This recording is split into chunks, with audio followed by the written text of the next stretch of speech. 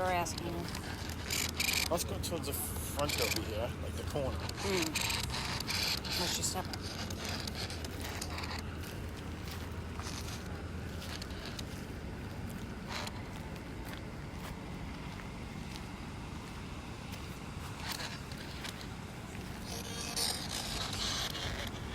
Oh, no way.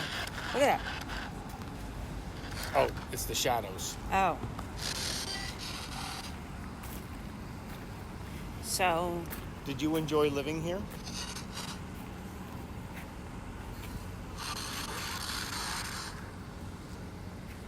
Was this a happy home?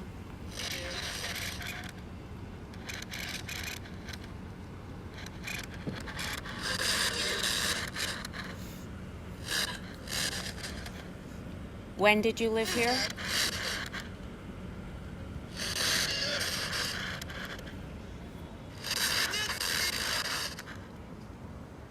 What year did you die?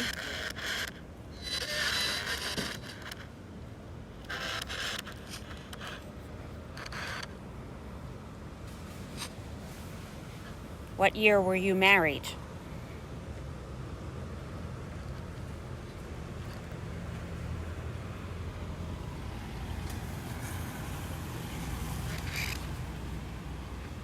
How was your home destroyed?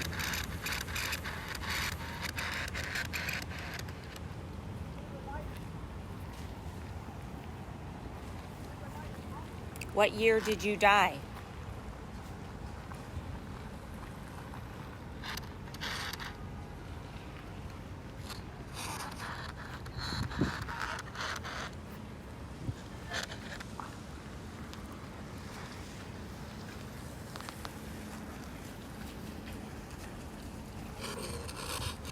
How many children lived here?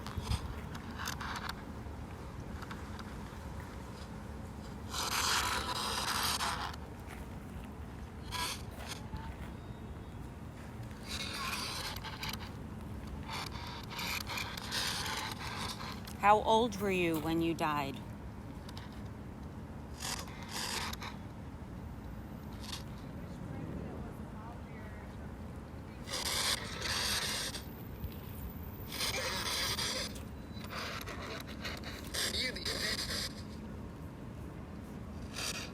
How was your house destroyed?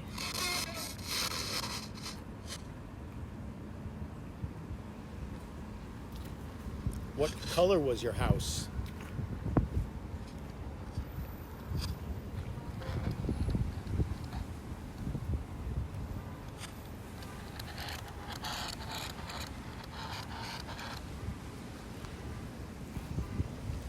You miss living here?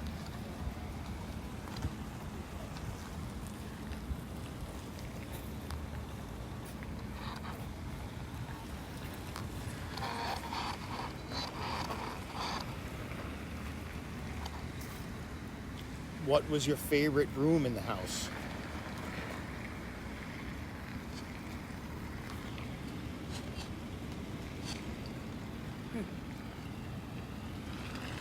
Where did you spend the most time in the house?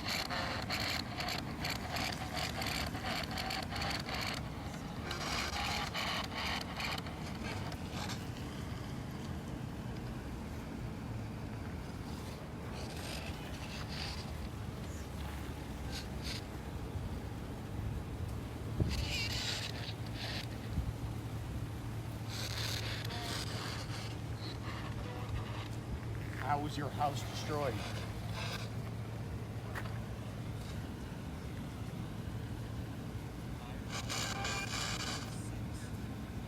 How did you get rid of the car in the parking lot? Yes.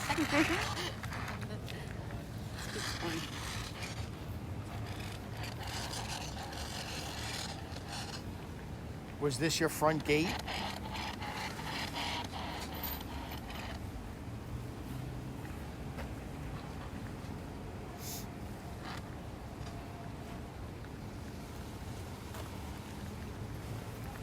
What color was your front door?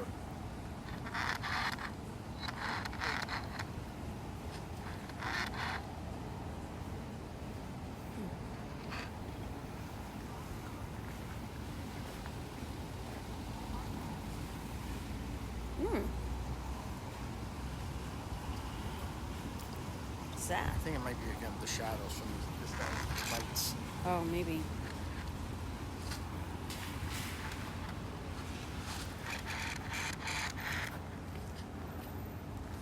What year were you born?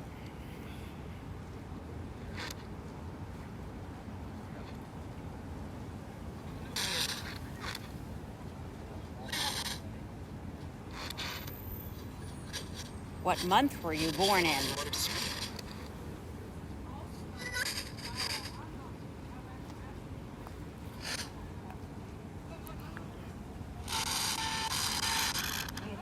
How was your house destroyed?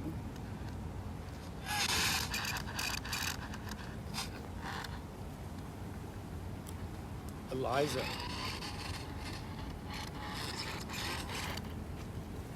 Eliza, did you miss Mr. Pinckney when he had to go to sit on Congress?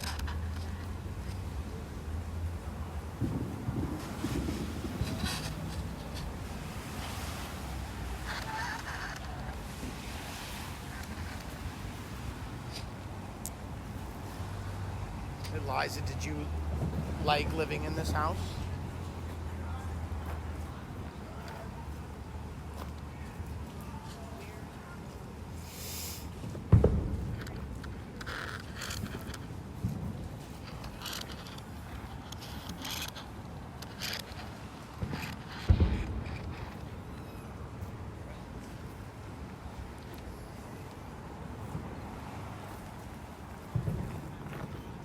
What is that noise? I don't know. Sounds like fireworks. Yeah. Eliza, if your house was here right now, where would I be standing in your house? We got I nothing. got a 24 when we were standing over there. Really? Just right at the corner? When we were over there, he was telling the stories, and I started walking across, and I said, Eliza, I was like, can you make my device show a higher number? And it went 36. Wow, that's cool. That was pretty neat.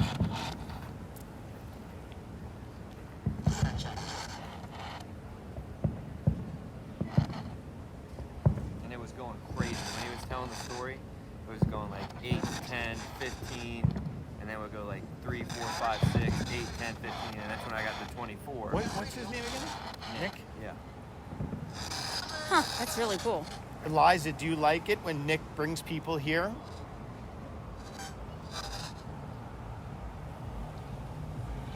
And he tells your story?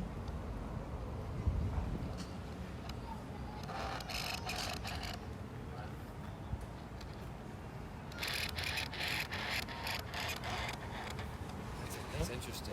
Let's go back over there. Watch the step, babe.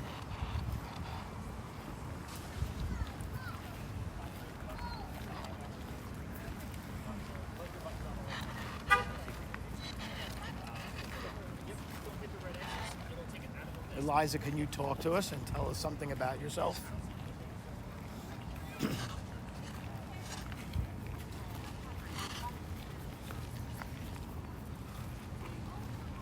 Nick says that you're an entrepreneur.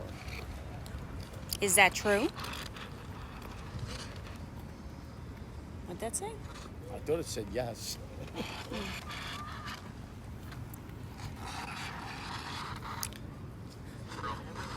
Eliza, did you sell indigo?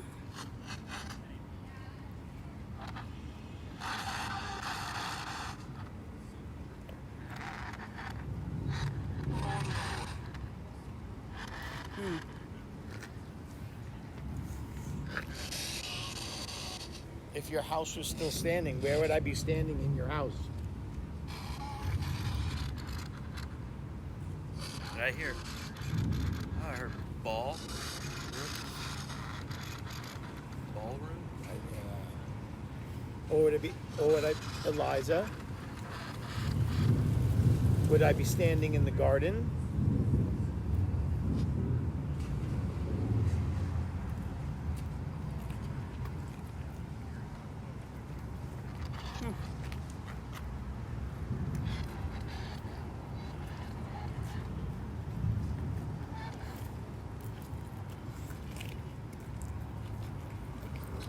Eliza, did you enjoy living in the Carolinas? That's a yes no question. But anyway, what have we heard so far? Sorry. Nothing. Nothing? We've heard there were two things. We thought we heard a yes, Okay. and we thought we heard something over there, but I'm not sure what it was. But it was a different voice than sounded like on the radio. Oh, Was the I yes didn't an hear answer that. to a direct question? We've been asking about what color the house was, what was her favorite room in the house, what color was her front door. What destroyed the house? Yes. Okay. Were you sad when it destroyed it? Well, that was a yes. Yeah. And you'll catch yourself doing that. Yeah. Because that's all they do on TV. Yeah. You know, is anybody here? Yeah. You want to talk to us? Right. Like, those are all yes no questions. Right. Right. But again, your device is not going to give me nearly as much as the other two listeners. Right. Right. So just remember, what you do get is going to be that much more accurate. Theirs is 50-50, yours is 75. Okay. So when I do an investigation, that's normally the one I'm using to run while I run cameras and other things around me. I just listen as I'm setting things up, see if I'm getting anything. Because that thing will pick up a lot of disembodied voices as well. Okay. Okay. Like, I caught things in accents before. Oh, that's cool. Oh, wow. Yeah, so that way you know it's definitely not coming from the radio. Right. Right. So British, Irish, Scottish, like, you will pick up those type of things through that because they're going to use the signal from the white noise. Okay. So Okay. the other ones were basically using, in the same fashion, but more like Bumblebee from Transformers, right? He didn't Right. have a voice box, so he used the radio to talk to us. It's the same concept. Okay. So that's kind of how I like to explain these. So Okay. any other numbers I need to know about coming out of you? Oh yeah. How high? As soon as I 36. Okay. As soon as I left you, I was walking miles this way, and I said, Eliza, if you're here, can you make my device show a bigger number? Okay. And it went instantly 36. Nice. And it Anything? stayed there for like 10 seconds. Wow. And I went, whoa, look at that, Miles. And he was like, And then "Whoa." they probably dropped down to less than 1, am I correct? No, it went down to 15. Okay, so still about half. So if it's coming from a man-made object, it would normally hover. So I would say like 36, 40, 38. You know what I mean? It would hover in that same area, but you went down to about half. So again, I would still count that. So normally if it goes from like 36 to walking. 38, like you gotta We gotta answer. We gotta ask more open-ended questions, though. Right. So something was going on there, and then that's one. Eliza, how old were you when you got married?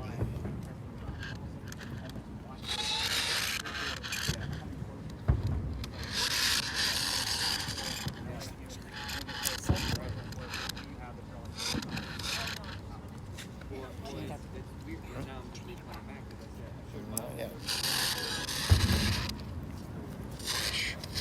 Eliza, what color was your house?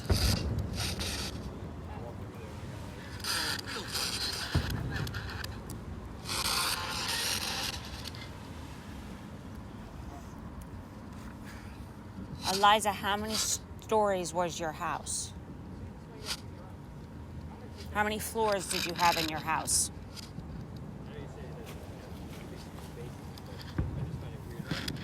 Get all this up.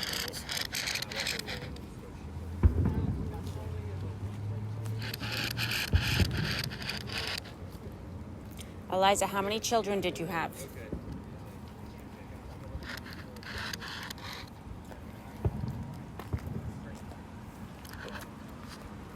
Eliza, did you like to dance? That's a yes question. What type of dance was your favorite dance?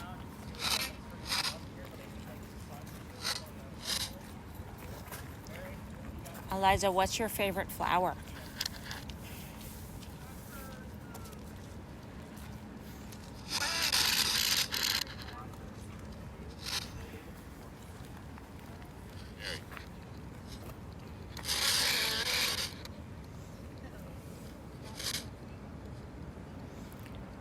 Eliza, do you like it when people come here to try and talk to you?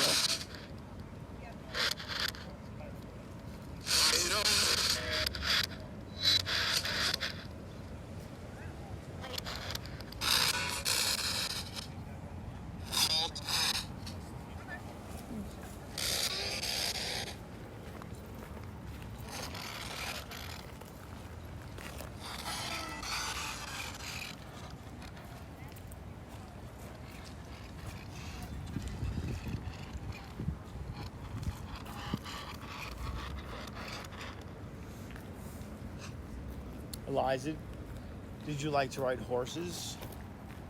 That's a yes or no question.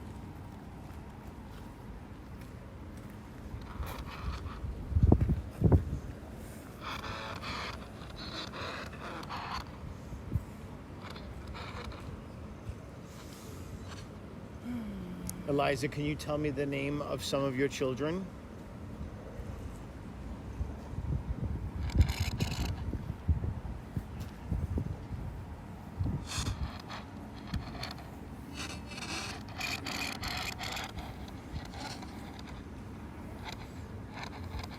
Eliza, what was your favorite book?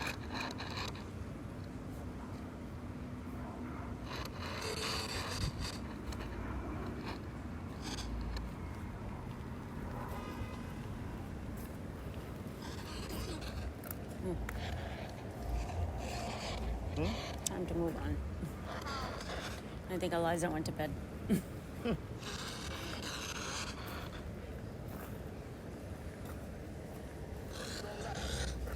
Eliza, what was your favorite color?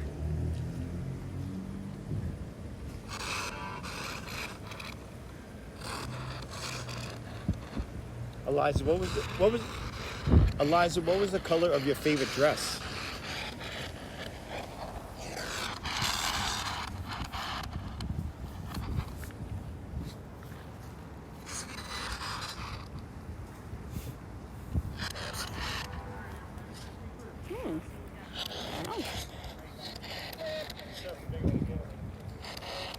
Get back to where we started, everybody.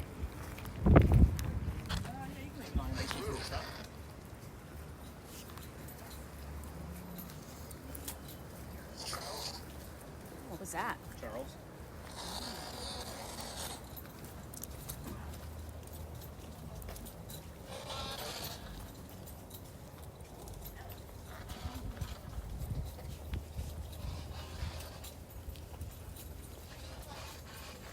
Lose something? Can we help you keep an eye out? No, we're just looking for geocache actually.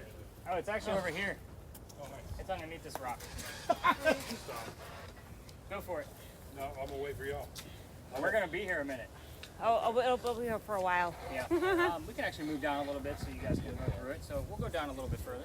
What is this? Geo what? Geocaching. What is that? You're finding hidden things that people Yeah, it's almost like it's like global treasure hunt, so to speak. And then other geocachers will leave things inside, like the little trinket box, and that kind of mentality. And then you mark it, you found it, and you put it back. Yeah, and you Ah. get like it's an app. So then you keep track of all the geocaches that you found, and it shows up on the map of all the places you've been. So it's a lot of fun. Me and my daughter used to do that all the time. Oh, So okay. I do with That's my boys, yeah. oh, that's cool. it's a lot of fun if you're into like treasure hunting or exploring the city. I'm a metal detector, so. There you go. I've been meeting a lot of you guys metal detectors lately. So let's gather around, everybody. We're gonna kind of like make a half moon, and then all of you spirit box people, like start talking to me. What have you guys heard along the way? Family time, Okay. sister, kids, Where did you hear sister? over by the market. Okay.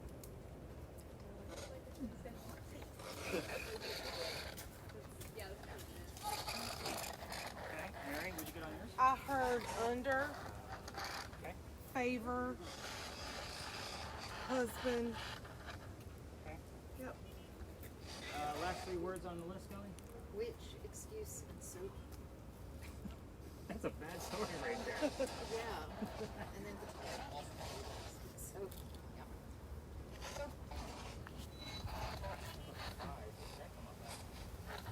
The photographer? Oh, yeah, that was way. Oh, that was when we just started leaving. Envoy, the little Ouija board device. What do we got going on there? Anything? Nothing. Nothing? Sorry, I can't even see in the dark over here. You were saying sleep around. No. That's where that you're drowning gag. That was when you were talking about. Oh, I don't know how he died, actually. Yeah, I thought that. I was actually looking for a little bit more detail from him. Let's hope he wasn't gagged and I drowned. know, right? Oh my god. So cameras, if you have one, obviously get those things running. And again, if other tours come through here, just kind of keep them lower. Some of them will come all the way through. Did the geocachers find what they were looking for? The only reason okay, so we'll let them kind of. They usually stay by that gate because if other tours are going to come through, they come in this gate right here. So we would actually be like in their way to be able to go whichever direction they're going to go. But anyway, every ghost tour comes down here. It's kind of a staple for every. So if you've done a ghost tour in Charleston, I'm sorry if you've been here, but this guy actually follows me around quite a bit. That's another reason why I'm like, I try to stay away from that wire for the time. But anyway, We all tell the same story. I'm just going to give you a few extra details because you're ghost hunting. You're not on a campfire marshmallow kind of ghost tour. And then again, we'll stir things up a little bit with this guy, and then we'll go across the street this way. I'll just give you another piece of history, and we will be able to spread out like what we did at the Pinckney Mansion site once we get over there. So this is Philadelphia Alley. It used to be called Duelers Alley. This is where some of the duels used to occur for the city of Charleston. And I say some of the duels simply because it was illegal in the 1700s and they had to find hiding spots. This just happened to be one of them. We all tell the same story of the same duel because we can prove that it actually occurred. Let's get into it. A doctor moves down here from Rhode Island. His name is Dr. Joseph Brown Ladd. I say his name slowly because the spirit boxes, if you listen while you're here, and again, yours is recording, so even if I find it during this time frame, the song Brown Eyed Girl is part of the doctor's name. We get it here all the time, so it's not a coincidence. Now, I will also tell you, with the Rhode Island piece, so we're going to be looking for the initials RI on your device specifically. We've actually had it come up on the word list before too, but I bought that device specifically for the RI. I'll explain a lot of that once we get through this. Anyway, he moves down here because he's supposed to get married to his fiancée, Amanda. Amanda just inherited a lot of money from the deceased parents, and she has an attorney helping her out with all of the cash that she just received. The attorney thinks that Dr. Ladd is just after Amanda's money. He tells Amanda to get rid of the doctor. He comes here to Charleston to prove that he's not after her money. So, on his way into town, he had a coachman that set him up to be robbed and killed. It's like having a really bad Uber driver in today's world, right? So, somebody was walking by and seeing what was about to happen because he knew the coachman.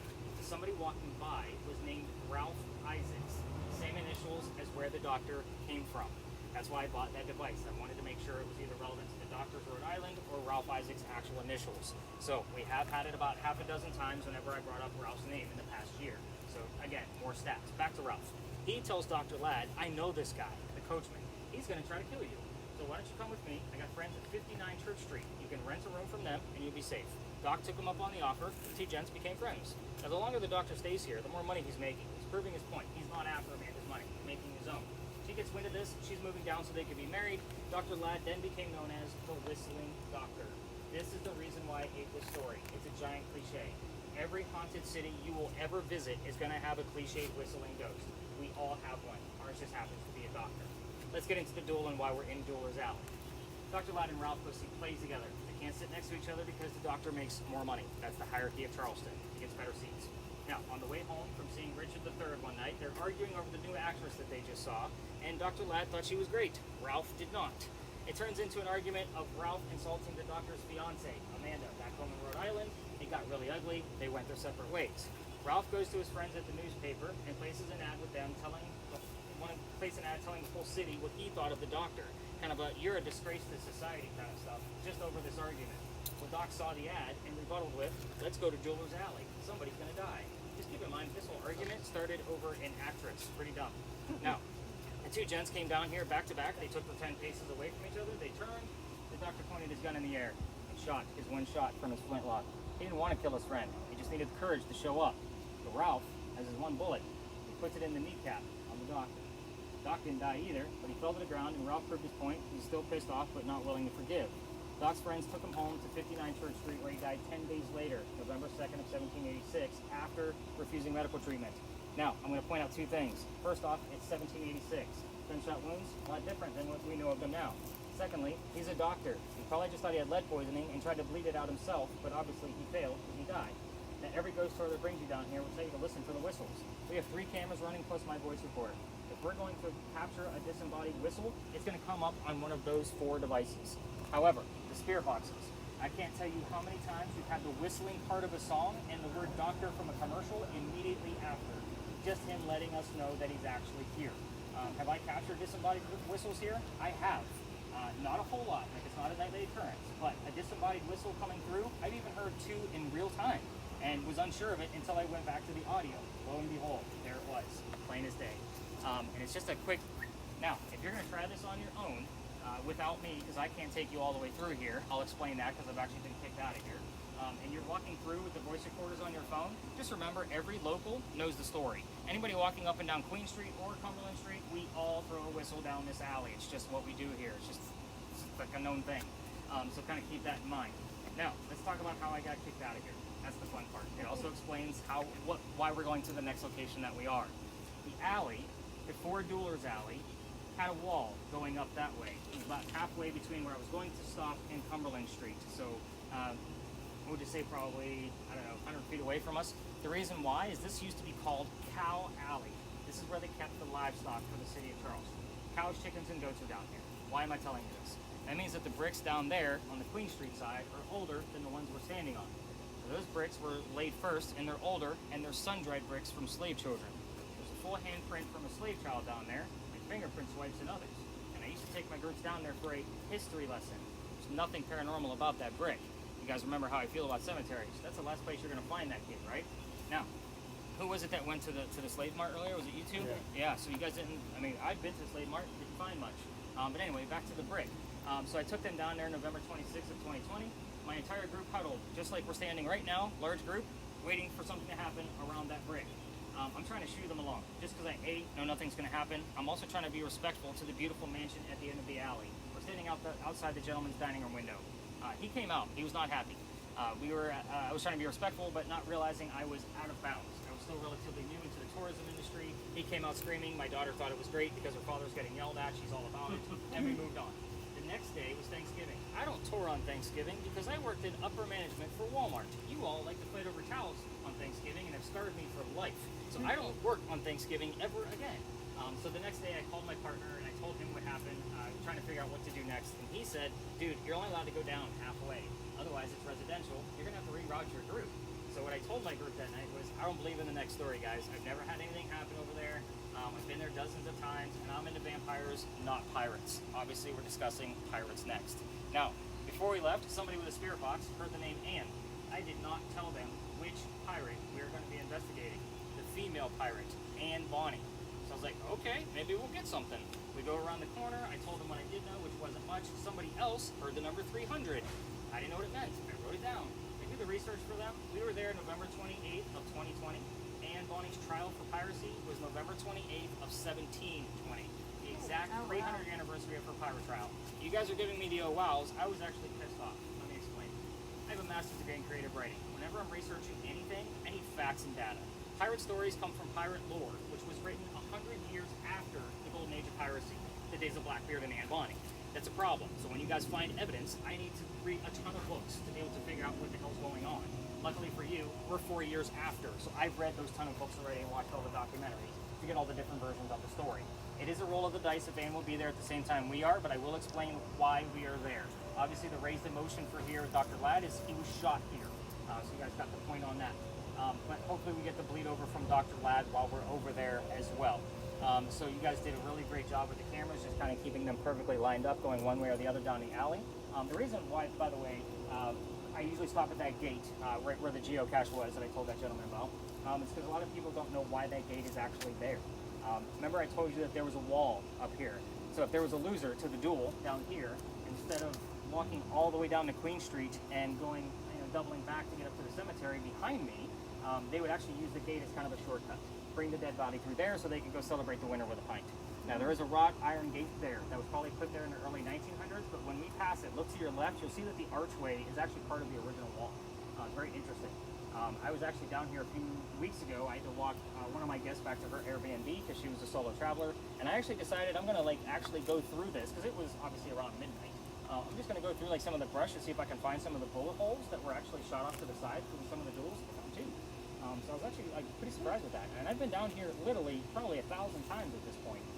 So again, very interesting alley for sure. So if you guys do happen to go through here, don't forget to check out we all need to see how far we've come from slavery. That's the only reason I point out that handprint down there. Again, and it's a full handprint. You can definitely see it's from a child. You can put your hand right on it, and again, you can definitely see how small it is.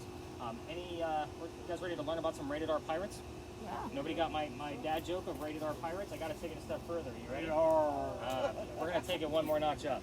If the letter R is not a pirate's favorite letter, then what is it? I get that answer a lot, and it's wrong too. It must be the C. Alright, I know, right? Come on, let's go one more time. I got the word try, by the way. Sometimes when I choose certain people, along the way to the next location, they're like, we swapped. I'm not doing that. I'm like, okay. That happens. So Welcome to the Powder Magazine. So we're here because of that little tiny building over there with the crosses on it. Those are not crosses on the building. Those are earthquake bolts. So the reason why I bring those up is because it's actually part of the reason why we're here. So Bill, I'm going to have you go on mute just for a few minutes. So I'm so waiting for something. I know, right? You're so eager. And hopefully, you know, that the camera that it's recording, that we can just capture whatever you guys missed. right. So we didn't talk about the big earthquake of 1886 at the top of our night because we weren't by Big John's anymore. But we had a big earthquake here. It was a big deal for us because you're in South Carolina. We're not supposed to have earthquakes. We get hurricanes. But anyway, it scared the people of Charleston, so they started putting up these earthquake bolts. They're basically turnbuckles. So it looks like that on the other side. So if we have another earthquake of that kind of scale, like what we did in 1886, you can tighten the turnbuckles, and it's supposed to tighten the building so it doesn't incur any further damage. Some of you are looking around like, does that actually work? No, it does not work. It's a stupid idea. They're just all over the place, and you guys have been seeing them in the form of lion heads and pineapples all over Charleston for Charleston charm bullshit. But that's even with those squares already. Yep, exactly. Yeah. So that's a concept, but when you get like up on King Street and Meeting Street, like the more popular type areas, like you're going to see lion heads and pineapples and decor basically. They just decorate them. Yeah, they don't work. But the reason I bring up the big crosses is because that's the first set of earthquake bolts that Charleston ever put in. The reason why is because that is the oldest government building in South Carolina. It was finished in 1713. What do you have? That's so damn funny. I want to know. It says fag. Wow. That's actually pretty interesting considering what I'm about to tell you. Very interesting piece. I hate to say it, but I'm writing it down. Like that's going in your notes because it's going to kind of make sense. Wow. It's kind of nutty. Really crazy stuff. But anyway, the building was being constructed at the same time Anne Bonny was coming here to start her new life. It's what I call a familiar. You guys all watch the TV shows. You've already admitted that. You've already seen the Boo Buddy on TV or YouTube. That's the teddy bear with the little blinky light device in it. So if a child goes near it, it goes off and it says, ooh, that tickles, and it's really creepy kind of stuff. So think of that concept because they're using the toy to draw the child out because he would recognize it as a toy. Think of that with the building. We don't have many buildings this old that Anne Bonny would actually recognize. That's why this is a 50-50 roll of the dice if she'll be here at the same time we are, because we have a few others around town, but hopefully we get to bleed over from Doc Ladd at the same time. Now, the building took 10 years to build. Does that sound like our government? Small building? 10 years? Sorry if somebody works for the government in the group, but I don't care. I like to make that joke anyway. Now, 1708, try to follow me on this one. I will speak like very fast so you guys can all get back to work, but I'll slow down on some of the twists because we're talking about a kick-ass female pirate here. You guys got the point. 1708, a young lady moves here from Ireland. Her name is Anne Cormac. She comes here with her father and his mistress. The mistress is Anne's mother. Are you guys with me so far? Okay, the three of them are running away from her father's angry wife.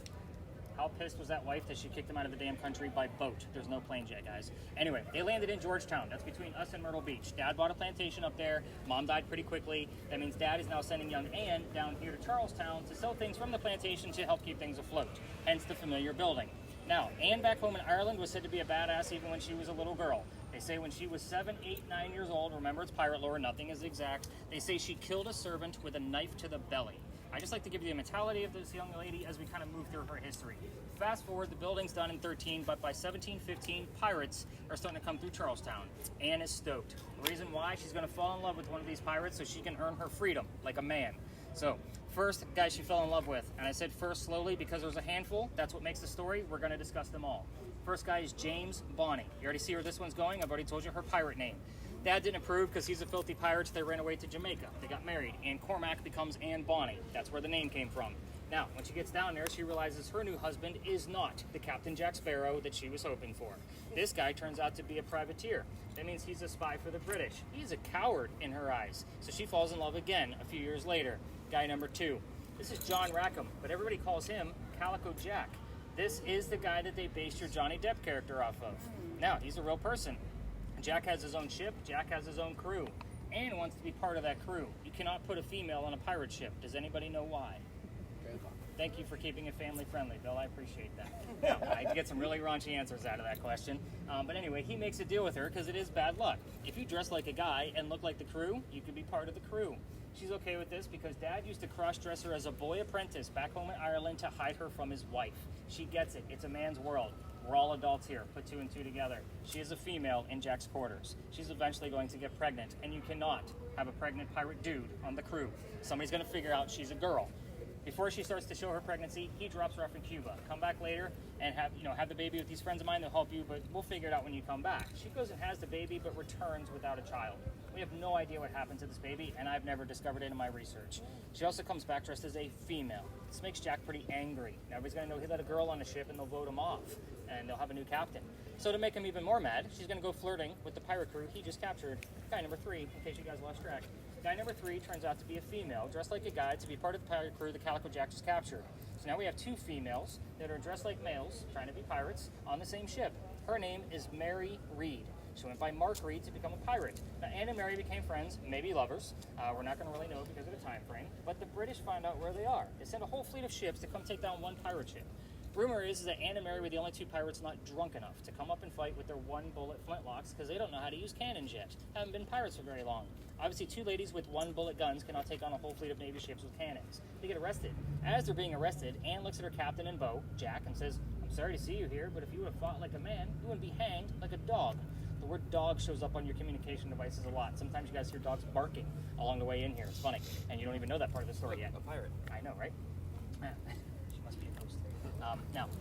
So back to Anne and Mary. So the judge wants to see the 2 men that fought back so valiantly on their own. He's already tried it on Calico Jack and the drunken pirates that wouldn't fight. They're dead and gone. 2 ladies go in front of the judge and reveal their gender, hoping to save themselves, and the judge could give a damn that they're female. They are pirates. He's going to hang them anyway.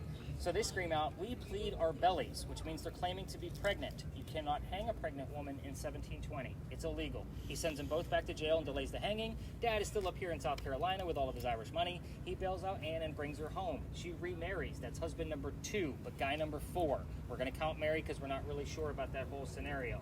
Now, she has 4 kids, dies at the age of 84. Very abrupt ending because we don't know anything about her after her pirate career. That is truth. Now, as far as Mary Reed goes, she died 5 months later in that Jamaican jail from whatever pirates die from in a Jamaican jail. Use your imagination. Let's just call it scurvy for fun. Most books will tell you that it was indeed fever, so that's kind of boring. I say let's go scurvy. Now, I'm not going to control this environment like what we did over there at the Pinckney Mansion. I'm not going to assign questions. I'm going to just tell everybody the 4 things that I left out of there. I left out the name of Anne Bonny's parents. That's the name of the father and the mistress. I did not tell you what those were. The name of the ship that she joined with Calico Jack. The city she grew up in Ireland, and the color of her hair. This is also a place where you don't have to tiptoe around with the full respect like what we were looking for at the Pinckney Mansion. This is a kick-ass female pirate. I say if you brought a bottle of rum and smoked tobacco, have at it. You'll probably attract her to you. So again, if we got to kick her in the shins a little bit to get these answers, let's do it. Just remember some of the stuff I can't prove. As far as what happened to her baby in Cuba, if you ask about it, I don't have any answers. It'll just be a direct correlation with whatever you capture. Anything I need to know about from your devices that you've been watching along the way, or maybe even listening? Nothing? All right. So 2.6, but that was it. Oh, that's actually very exciting here. Oh, okay. Like, we don't normally get anything here.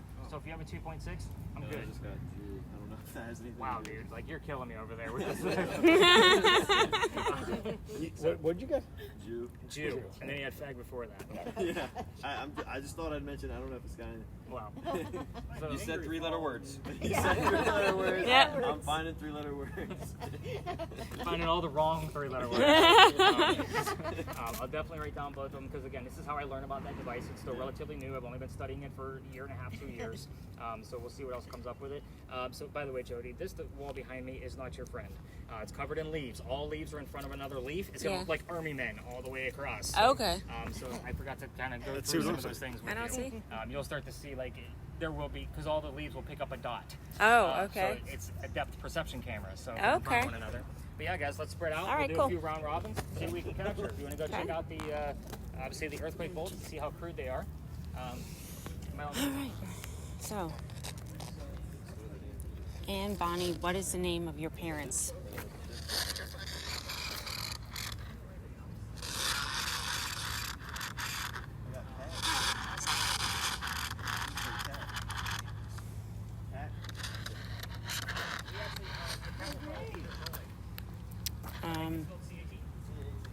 We always have a cat here. I named her Jack. And did Calico Jack like men? Why would you ask that? Because they thought he was a little bit more friendly too. What were the questions you wanted to ask? So we had the parents' names. Oh, what town did you grow up in Ireland?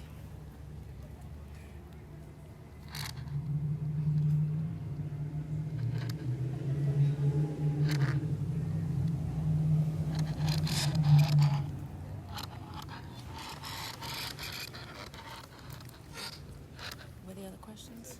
Town in Ireland. Parents' names.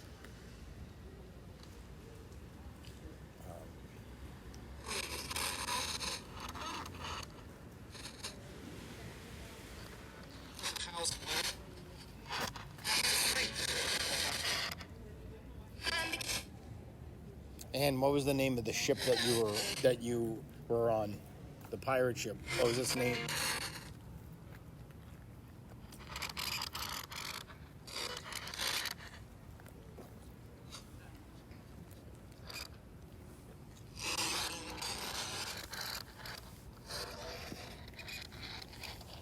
And what was the name of the servant you killed when you were 8?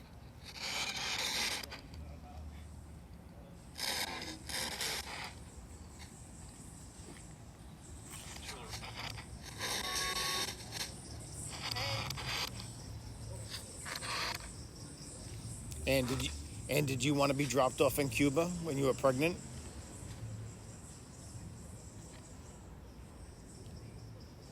And what happened to your baby in Cuba?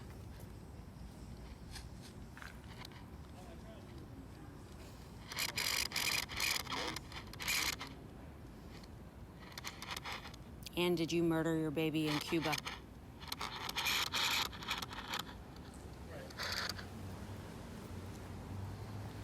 And is there anything special about this place for you?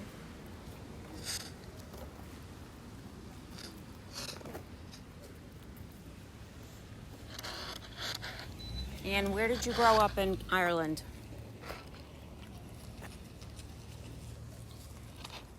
And are you afraid to talk to us?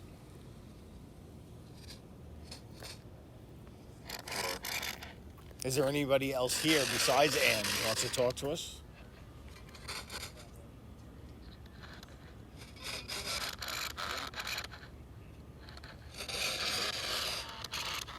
Can you tell me something about yourself?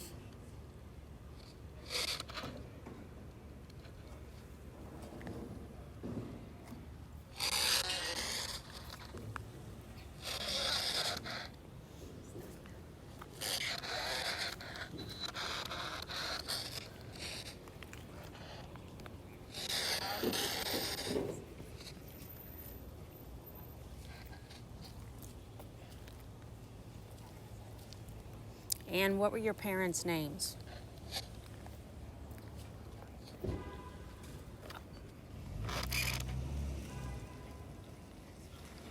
And what happened to your mother? Here, we'll switch. You can listen to this. I'm trying to listen. But I think that Anne is a no-show. Yeah, I don't know about Anne Bonnie here. And Anne Bonnie is afraid. That she could be afraid.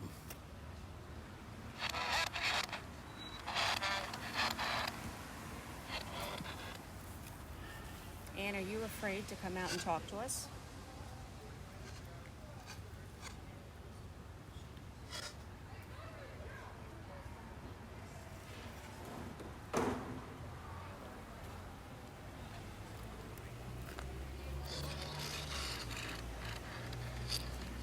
And how do you feel about having us here?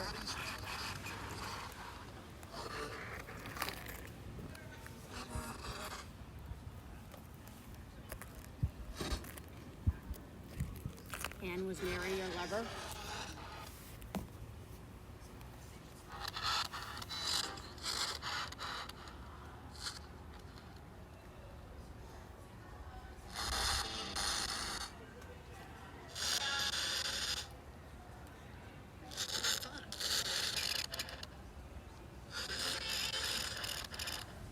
And I'm tired. Can you tell me something? Or are you afraid to talk to us? Just like you were afraid as a pirate.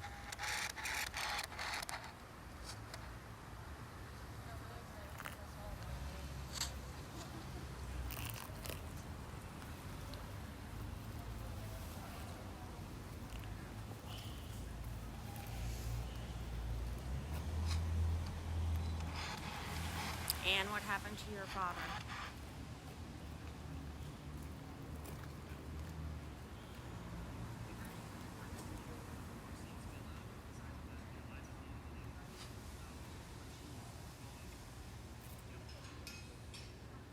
And grow up in Ireland.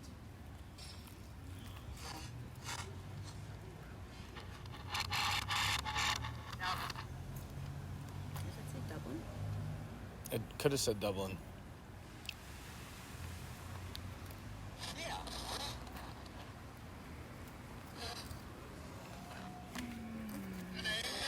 That was like the first thing I somewhat recognized.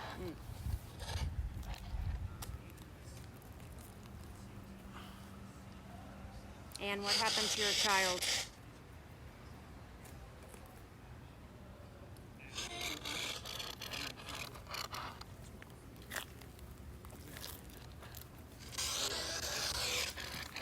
This thing's annoying. Right?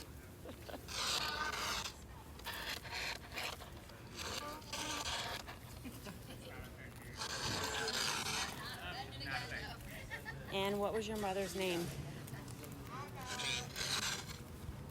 Jean?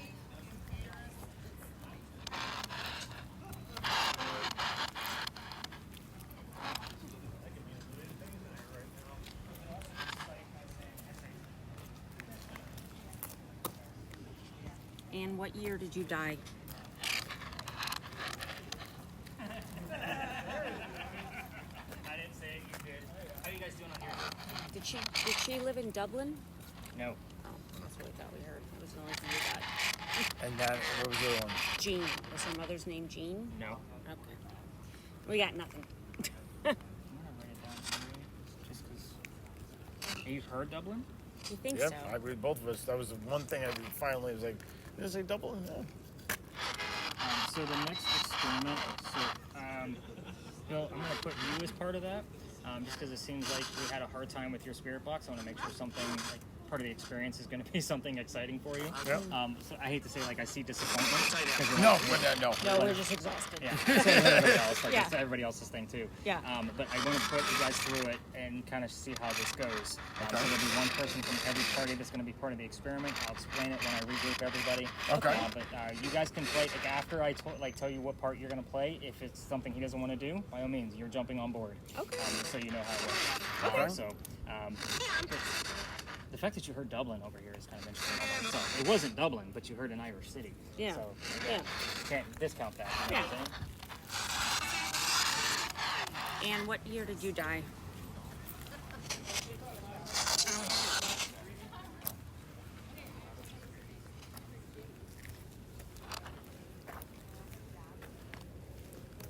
And what were your parents' names?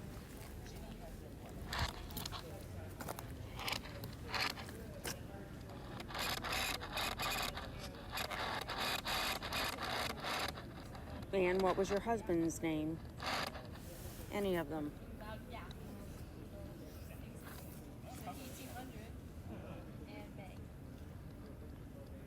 And what year were you born?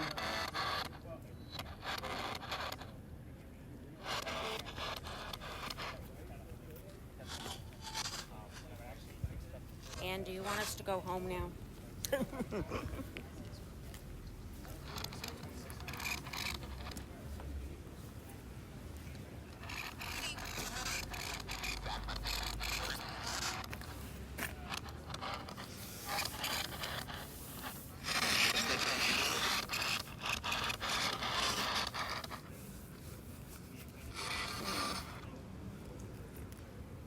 And what was your father's name? I have to go spit this out.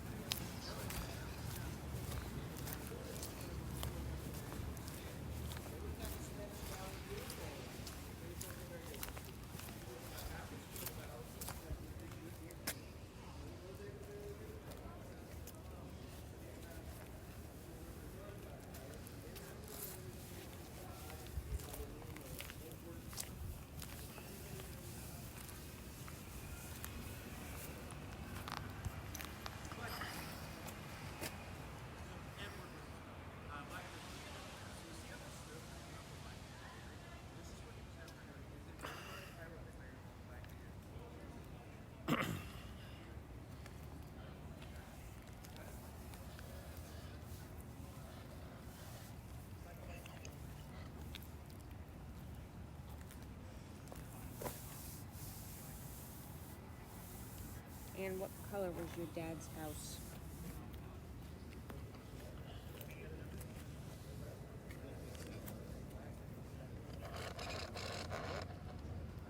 And what did you sell in Charlestown? And will you say something? And what did you like most about Calico Jack?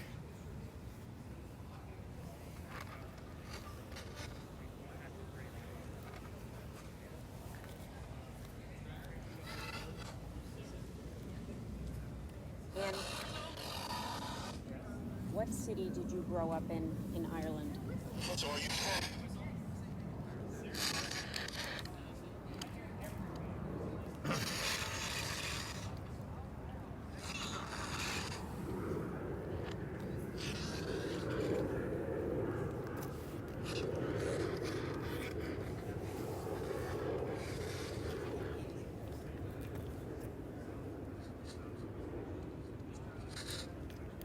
And what happened to your child?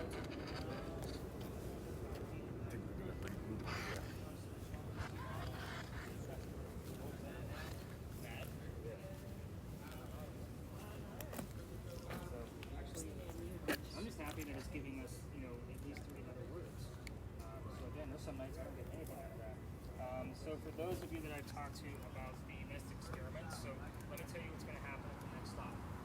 So we're going to be doing the Estes method cameras. If you want to take a break, go ahead and hit those stop buttons. We'll see what we capture. There's a stop button? Media. Right there. All right.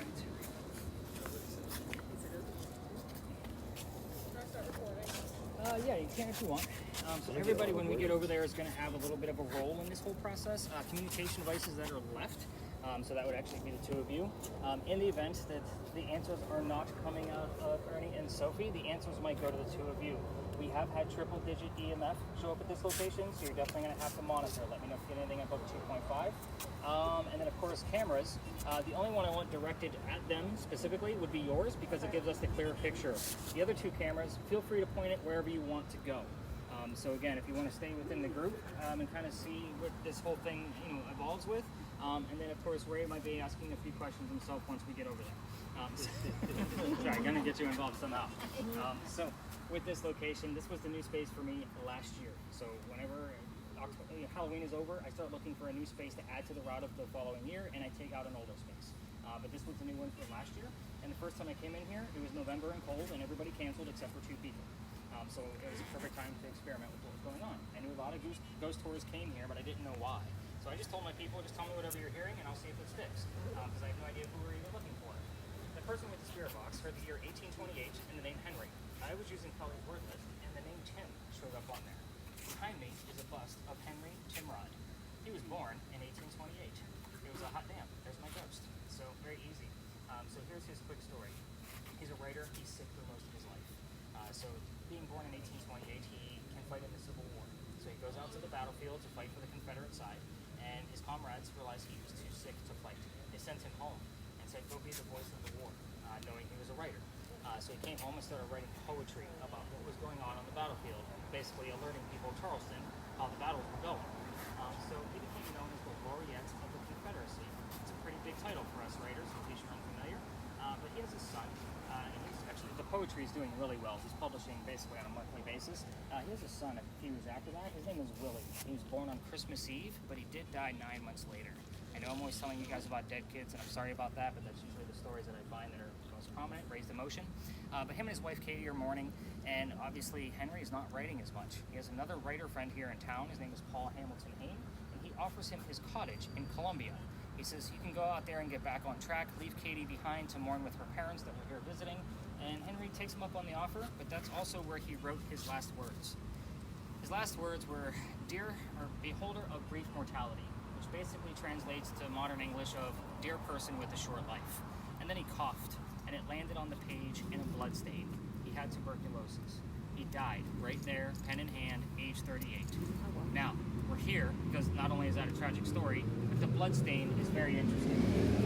They show this blood stain one day a year at the Charleston Library Society, and you have to be a member to go see it because they only show it on Halloween. It is in the shape of a man writing at his desk.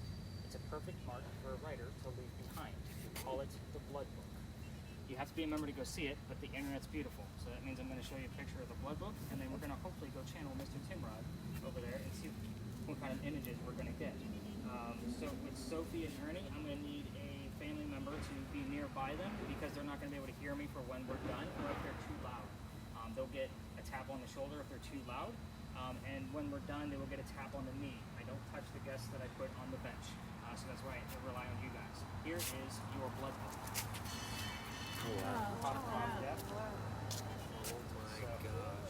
So we started off easy with a nice, easy, fun, loving football player, and we end with a little bloody death, right?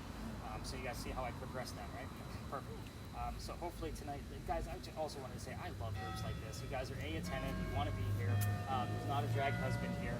You guys got the point. You guys all had a blast with things. But again, when you guys are having fun and laughing about things, have fun. So again, we're going to see hopefully if Henry's here to actually, sometimes it takes me a few minutes to get him to come through. I want you guys to also remember, I didn't tell them, but Dr. Ladd also follows us over here because his home of 59 Church Street is literally 0.3 miles from here. It's right around the corner. So if I have a suspicion that he's here because they say the number 59 or yellow house because it's a giant yellow house with green shutters, you'll see some of the things that will pop up. His code word that will let me know that he's here is purple. So it's not a word you would often hear on the radio. So if they say it, I know Dr. Ladd is here. So he knows it because I ask him every night, if you're here, just say your code word. You guys know what it is, they don't. You guys got the point on this? Mm-hmm. Let's go channel a ghost. Okay, cool. Do it. Great.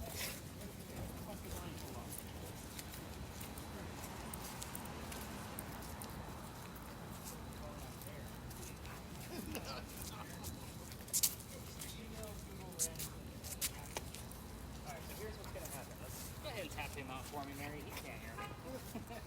Alright, here's how this is going to go. The blindfolds are put on. The blindfolds, by the way, are Batman masks. They do not go all the way around your head, so you guys will not figure them out. Hey, we got them on, though. People wear them that way, it's fine. So you two, we're going to start with you guys. You guys are going to tell me literally everything you're hearing. So that can include the words yes or no. You have no idea what I'm asking. If I ask the ghost if I'm wearing a white shirt, I'm expecting one of you to say yes. Does that make sense? So yeah, literally everything. In the event you're speaking too loud, you have neighbors. I'll try not to piss them off. A family member will tap you on the shoulder. Okay, so that means slide down a little bit. If we can't hear you, then you lift up your headphone and just say louder. When we are done, if you guys can't hear me, they're going to tap you on the knee. Take off your own gear. Okay, so I'm never going to touch you guys with any of those kind of names. So we only do this for 10 minutes. Anything more than 10 minutes can be disorienting if you've never done this before. So once you guys get in there, make sure you're not touching your volume. Just crank it up to the point where you can't hear me, and when I feel like you guys are under, start saying things. I will start the timer and ask you some silly questions that don't make any sense, just to make sure you can't hear me. Does that come through there? So if looking at me like with that blank stare, sure. Yeah, this guy comes up. No, I'm fine. You're going to see images. So it's not going to be, have you done virtual reality before? Yeah. Okay, so this is not a Jurassic Park, the dinosaur's going to eat your face off, right? So what's going to happen is you're going to see a galaxy off in the distance, a couple of moving stars, and then every once in a while an image will show up in front of it. You're going to briefly describe that image. 3 people, bench, and tree. The reason why is they're going to be talking, they don't know that you're talking. So it's going to be me trying to figure out what's going on. In the event that they're not talking, I may ask you probing questions. Like, hey, what's the time period? What are they wearing? Do you have males or females? To kind of piece the puzzle together. So again, you might get one image, you might not get any. We've seen it all the way up to 12 in a 10-minute timer. Sometimes things can get a little nuts. You two headphones and blindfolds on, crank those things up. I'm going to take the phone out of there and set it up for you. All right.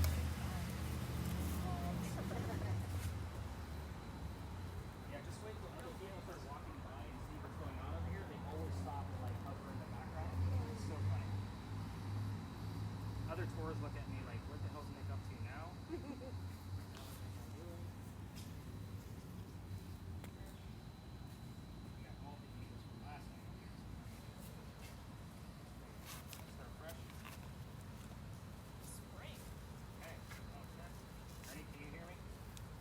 Going full Ninja Turtle.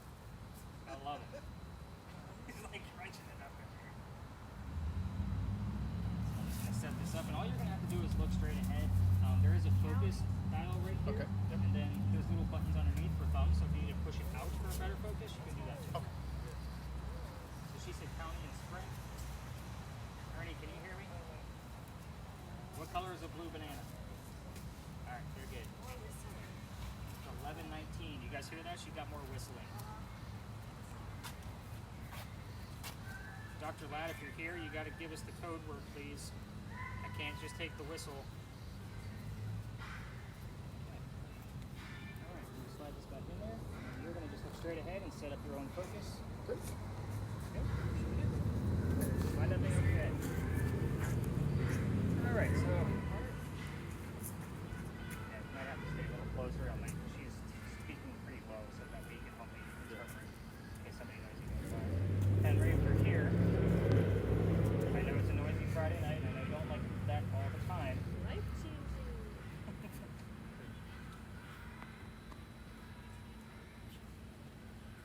Now, Ernie hasn't done this all night, guys, so that's probably why we're not hearing much from him right now, but in the event that he still doesn't give me much in the next minute or so, I might have you lift up his earmuff. This was already on there. Some guy in a black hat. Black hat. What time? What kind of black hat? It was almost like very short brimmed, nothing. He had a mustache, but he's gone now. Okay, mustache is relevant, everybody. I usually ask about his facial hair. He did indeed have a very distinctive mustache. I like it. Love you. Henry, tell us about your occupation. Give him a quick reminder just to let us know to speak in real time. Like as he hears it, say it.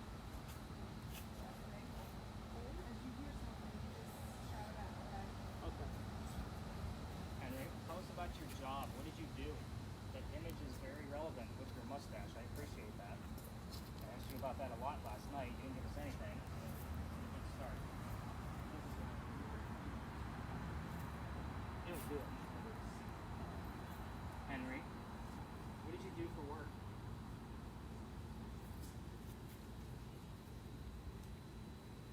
Henry, this is Bill. You can see everything you want us to see. Then Ernie and Sophie can hear whatever you want us to hear. Someone crying. Are we jumping right into 4 minutes. 4 minutes ago, she said? We started almost 4 minutes ago. Movies. Henry, tell us about your job. 1970. What did you do for work? Let's get some verification that you're here. Working now. Henry, if Dr. Ladd is here, you can let him come through and give us his code word, please.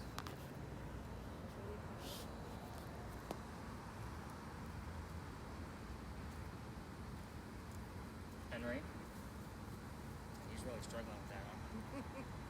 Good thing it's recording. Henry? Ernie is struggling to hear whatever you want us to hear. So, you can be really clear, or you can just give us images. I'm sure Bill doesn't want to look into space all night. I know these boxes are weird. I know that they're odd for you, but you've used them plenty already. Just got to use the frequencies that are coming through to maybe communicate back to us. Or you can just get close to the green box. It's on full space. It'll show us images of you, hopefully, or something relevant to you.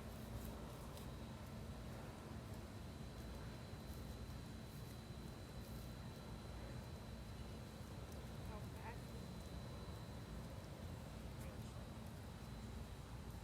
Henry, you want to talk about something else? Do you want to talk about your son?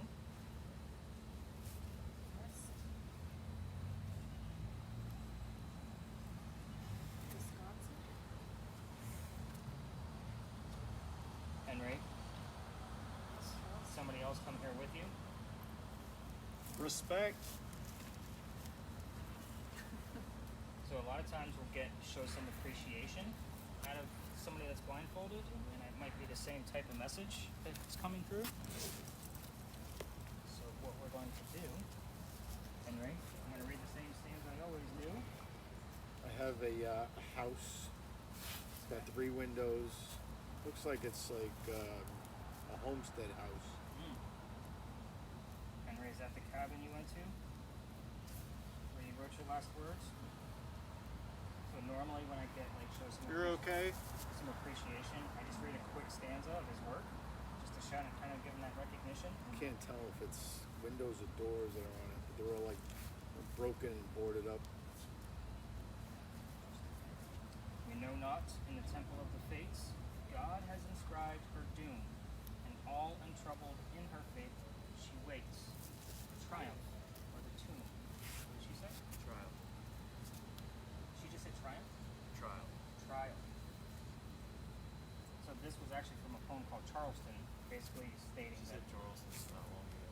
Charleston was waiting for the outcome of the Civil War, for triumph or the tomb. Would you fall? Win the war. Extra. Ooh, extra. Henry, there's your little bit of recognition. If you can give us a little bit of communication just to verify that you're here. Dr. Ladd, you have a code word. You know what it is. You can even give us an image with the code word in it. I would take that as acceptable. But Henry, I'm still asking about your occupation. Are these magic boxes to you?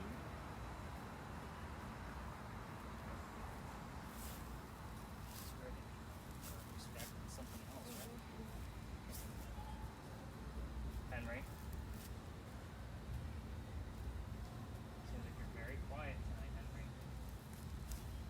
If you would like us to leave, just say the word home. And I'm going to ask that you at least give us one more image. Yeah. Can you use the word home? Huh? I have like neon bleeding. Holidays. It's like looks like a jellyfish or it's very abstract. Okay. But there is bleeding involved. This stuff that looks like blood or globs of I'm something. here to help. Or purple strands that hang from.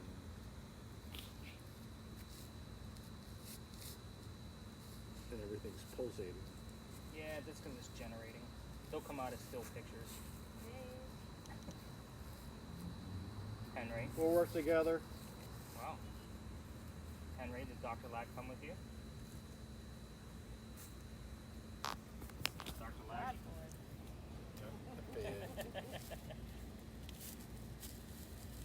How's our Ouija board going over there? Better I wrote down three other words.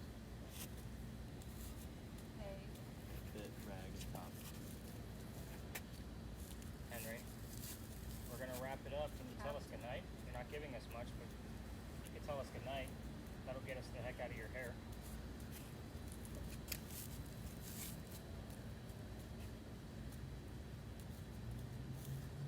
Henry? We're down to the last minute. Anything you want to tell us, we'll take it.